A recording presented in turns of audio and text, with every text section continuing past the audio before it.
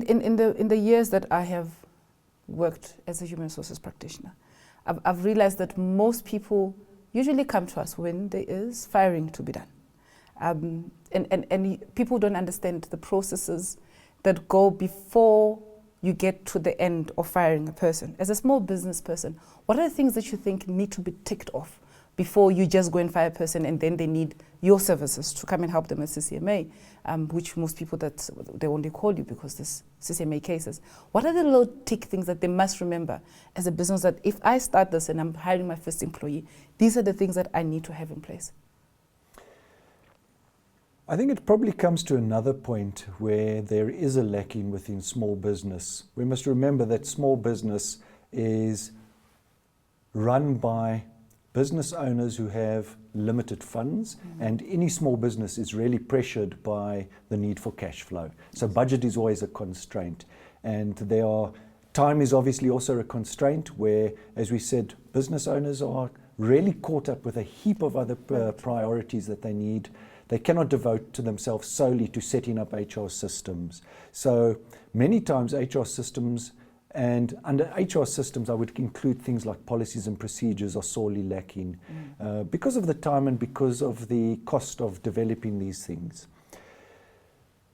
In terms of what your question, what should we tick off? What should be in place? It's vitally important that you have policies and procedures. You don't need to make it a cumbersome 100-page document if you're in small business.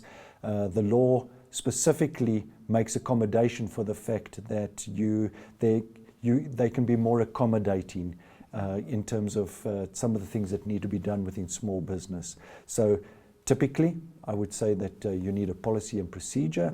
The most common kinds of ones would be those that govern your employee relations practice and those that govern your terms and conditions of employment.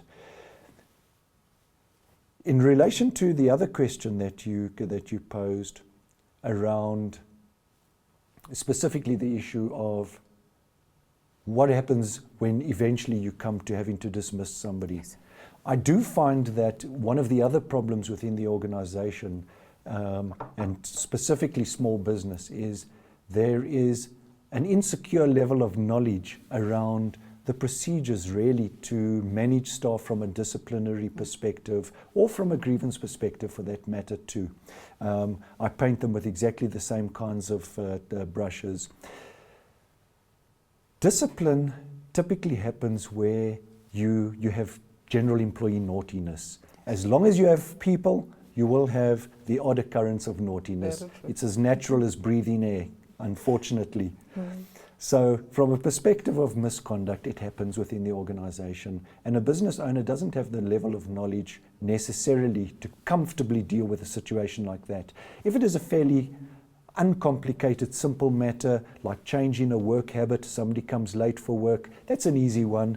That can be handled quite comfortably, but where it really comes to the more complicated kinds of disciplinary issues, like making inappropriate use of social network media during work, the difference between unauthorized possession of company property or theft, there's a higher level of knowledge that is needed. And you can only dismiss an employee if you have followed a fair procedure and you have a fair and justifiable reason to do so.